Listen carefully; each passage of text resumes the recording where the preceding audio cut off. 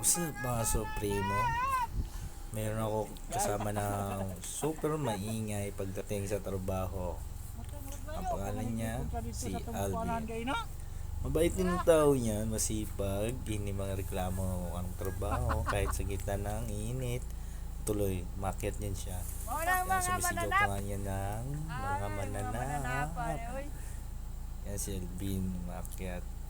Yan, mga kasama namin. Sa mga kami yan nagtatrabaho eh. Yan kami, kahit mainit masaya kami. Kasama namin sila. Kahit mainit yan, tawa-tawa lang.